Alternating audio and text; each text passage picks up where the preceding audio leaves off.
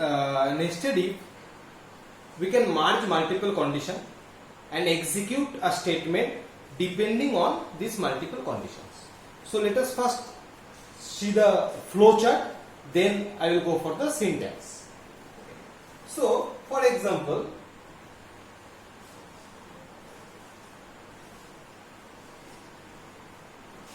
this is my condition 1. Now for this condition there are two probabilities. Either this condition is false or this condition is true. This condition is true. Now what we will do, I have said the condition will be checked if the previous condition is true. That means if both the condition is true. For example, we have two conditions, C1 and C2. Okay, and this is the result of the both the conditions. Now if condition 1 is false and condition 2 is also false,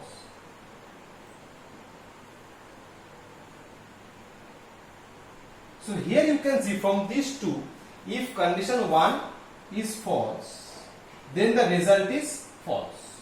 If condition 2 is false, then the result is false.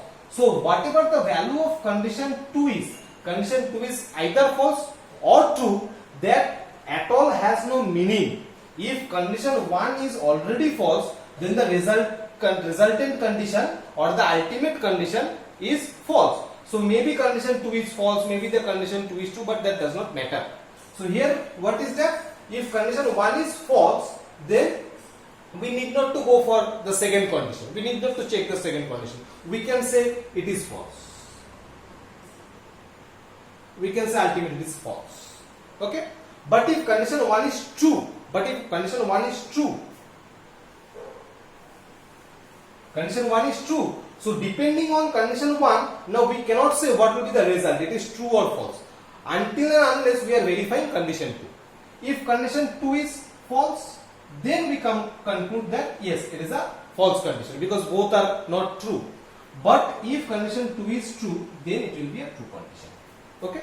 So that means if condition 1 is true, from this we cannot say what will be the result until and unless we are verifying condition 2. Okay?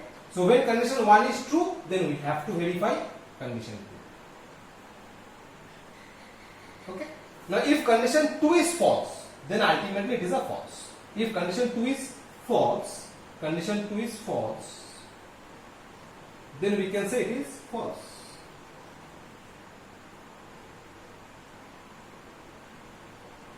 Okay? But if condition 2 is true, then ultimately it is a true condition. Okay? So here it will be a true condition.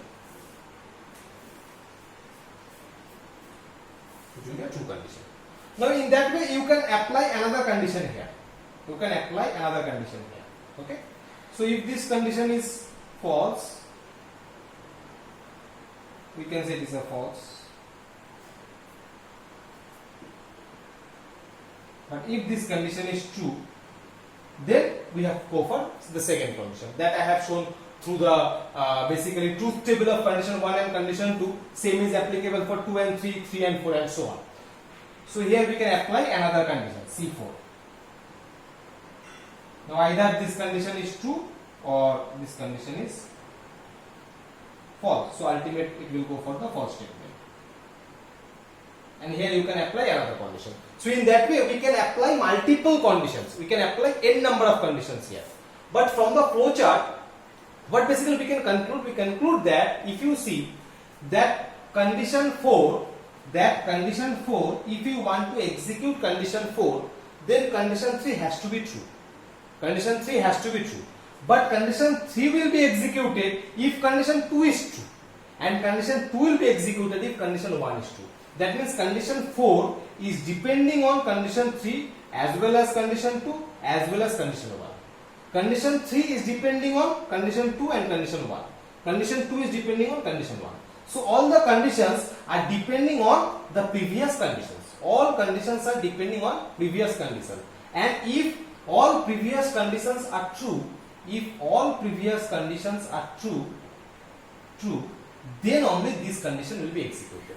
So C4 will be executed if C3, C2, C1, all the previous conditions are true. Then only C4 will be executed. If any of this condition become false, if any of the condition become false, that means, for example, C1 is true, so it will come to C2. C2 is true, so it will come to C3. But C3 is not true. C3 is false. So if C3 is false, so it will change the direction here. It will change the direction here. So you can see here C4 is not at all getting checked or executed, because the previous condition of C4, that is C3, it has become false. And all the conditions followed by C4, all the conditions followed by C4 will not get executed. So it will end the or terminate the checking of condition here at C3, and all the conditions which is after C3 will not at all get checked. So that is from the flowchart we can conclude that in case of nested if, all the conditions will be verified if all previous conditions are true. Now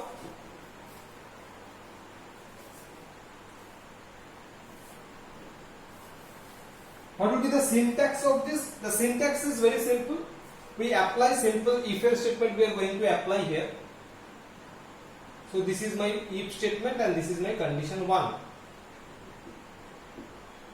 This is the first condition. And this parenthesis is basically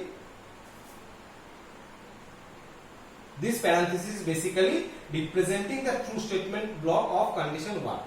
This is a true statement block for condition 1. Okay. Now the second condition will be executed if the first condition is true. The second condition will be executed if the first condition is true. That means second condition is inside the true statement block of first condition. Second condition is inside the true statement block of first condition. So here we apply the second condition.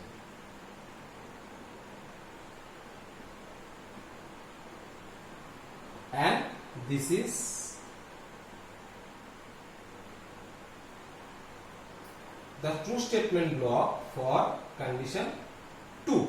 This is the true statement block for condition 2. In that way, if condition 3 is there, so condition 3 will be verified if condition 2 is true.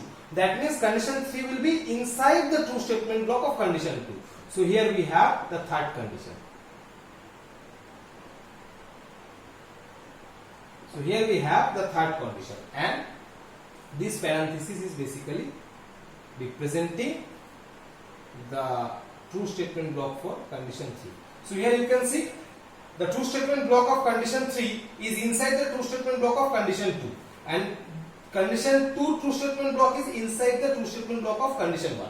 So in that way, the innermost condition, that is condition 3 in this example, the innermost condition depends on the previous condition. The previous condition depends on its previous condition. So all the condition is depending on each other from innermost level to the outermost level in such manner. Okay. So whatever statement we will write here,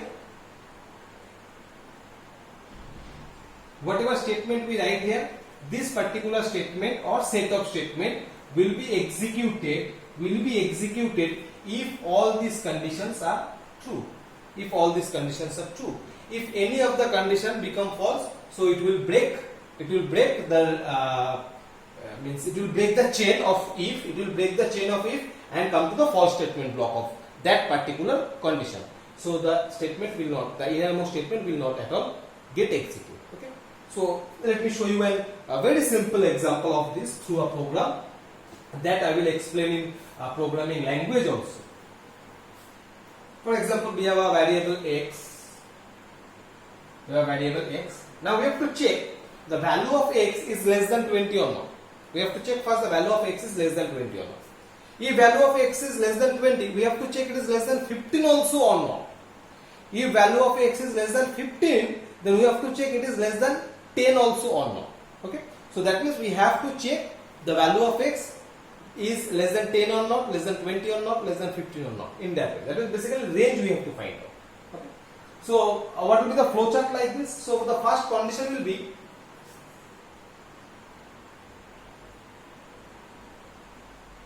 x less than 20.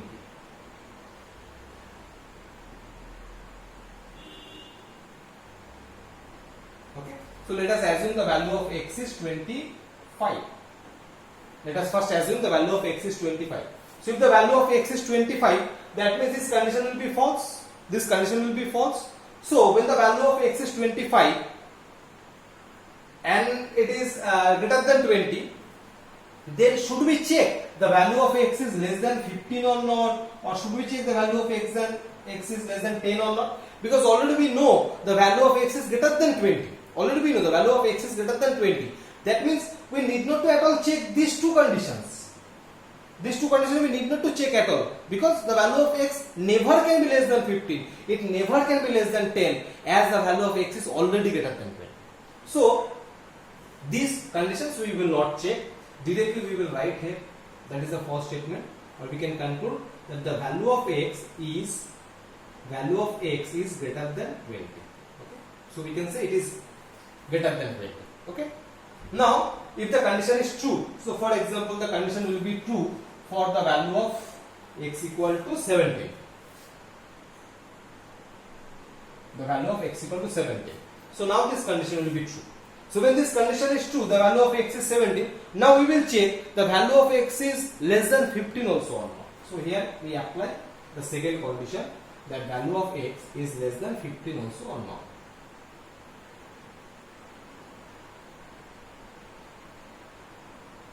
Okay. So this condition may be false, this condition may be true. Now for this value of x, that is 17, obviously this condition will be false. So if the condition is false, we can say the value of x is greater than 15 but less than 20. The value of x which is greater than 15 but less than 20, because less than 20, that's why we come to here. And as the condition is false, that means the value of x is obviously greater than 15. Now if the value of x is only 7, then this condition is also true. Okay, so we will go for the third condition. The value of x is less than 10 or not. So for this value, it will be true. So we say the value of x is less than 10, and if the value of x is something 12, for example, so this condition will be false.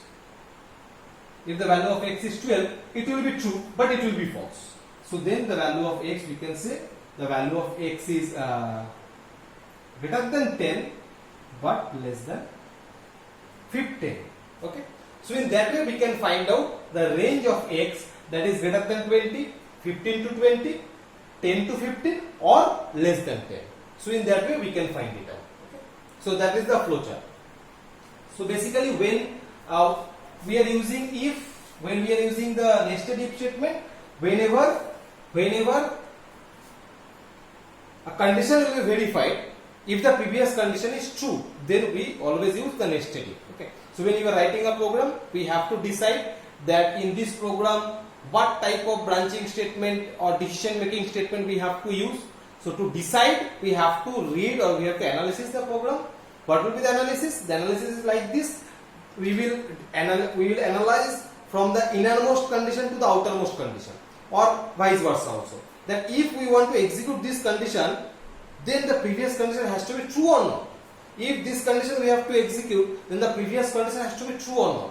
If we see that yes, we have to execute this condition, if the previous condition is true, we will always go for the nested if statement.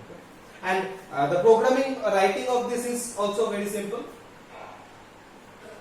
Let us just write the program from the flowchart. If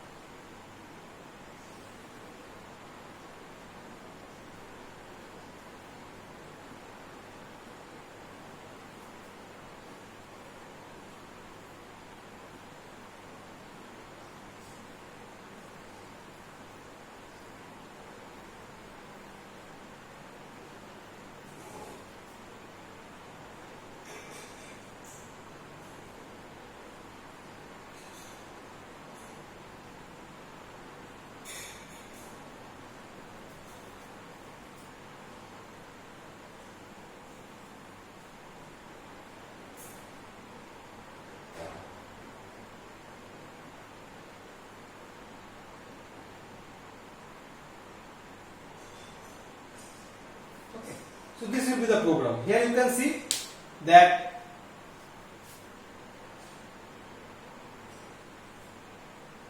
this is a true statement block for this condition. If I say this is condition 1, condition 2 and condition 3. So this is the true statement for condition 3. So here is the opening brace and here is the closing. So it is for condition 2. Here is the opening and here is the closed.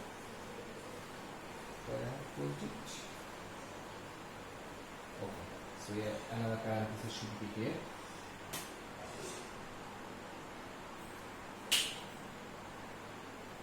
This is for condition 1. Okay. So here you can see if this is the true statement block for condition 3, this is the true statement block for condition 2 and this is the true statement block for condition 1. And all the condition, the true and false both, true and false both. So you can see the condition 3, this is a true statement block and this is the false statement block. So this is the true statement block of condition 3, this is the false statement block of condition 3. Both are inside the true statement block of condition 2. Both are inside the true statement block of condition 2. Same way, this is the true statement block of condition 2 and this is the true false statement block for condition 2. Both are inside the true statement block of condition 1. Both are inside the true statement block of condition 1. So in that way we can use multiple conditions. We can use multiple conditions. By merging multiple conditions, we can come to a conclusion. Now the same I will show you through a programming language as well as some others example also we can show. So here we have the program of nested if that we have already discussed as example. So but I have taken a variable a and the target of the program is that I have to find out the range of a and I have divided the range into 4, that is one is less than 5, 5 to 10, 10 to 15, 15 to 20 and greater than 20. So these are the range I have divided in this example, and here we have to find out that the input that we have taken, it is within which range. So what we have done, first we have applied the condition the value of a is less than 20 or not. Here you can see here the if opens, that means the curly brackets or the parenthesis is defining the opening of this if statement or the opening of the true statement block of this if statement, and it ends if you see here that you can see this is marked already. So this is the space of true statement block for this condition. That means if this condition is true, then all these statements within this will get executed. Now within that we apply the another condition, that's why it is called nested if, where we apply a condition within the true statement block of the another if condition. So here we apply another if condition, you see. Now this is the opening of this if statement and you can see this is basically representing the true statement block for this if statement. This is a true statement block for if. So this else is basically false statement block for this if. This else is, if you see here, so here this true statement block ends, so after that what else is there, that will be related to this if. It is related to this if, okay, previous if condition. Same here, this is the true statement block for this condition a less than 15. So this else is the false statement block for this condition, because I have said that else will be related to just its previous if condition. So its previous if condition means this one, okay. Now same within that we apply another condition. So for this also a true statement block is there and the false statement block is there, okay. Then within that we have applied another condition. So this is here. So for that also we have a true statement block as well as we have a false statement block. So this is the false statement block. So in that way within a if, within the true statement block of a if condition we write another if condition. Within that we apply another if condition. So this is the true statement block where we have total 4 if conditions, and these 3 if condition is within the outermost if condition. This if condition is within this, this is within this, this is within this. So this if condition will be executed if all the previous if condition is true. This if condition will be executed if all these previous two if condition is true. So here execution of a particular condition depends on all the previous condition. So let us now build and run the program. Here I am using code block, which is open source software. So for example, here I enter a number 25. Okay. So what will happen if I enter 25? This condition will be false, a less than 20, as you see. So 25 is greater than 20, it is showing. Why we are getting this output? Because my value of a is 25, so this condition is true. So as this condition is true, this condition is false. So as the condition is false, all the statements within this, because this is a true statement block, will completely skip. So we will directly come to the else part. We will directly come to the else of this, where it is 25 is greater than 20 will get printed. Okay. Now let us again run the program. Let us again run the program, and here we considered a value like 12. Let us take a 12. So 12 is less than 15 but greater than 10. So 12 is less than 15. So this statement is getting executed. You can see this printf is getting executed right now. Okay. Why? Because we have taken 12. So this condition is true, so it will come to this condition. This condition is also true. This condition is also true, so it will come to this condition. But this condition will be false. So let us find out the else part of this if, else of this if, because this condition is false. So as this condition is false, else related to this if will get executed. So this is the else which is related to this if. As you can see here, this if statement is true statement block starts, here the true statement block ends. So this is the else part, and this statement will get executed. So that is how we are executing the if nested if statement to execute a particular problem.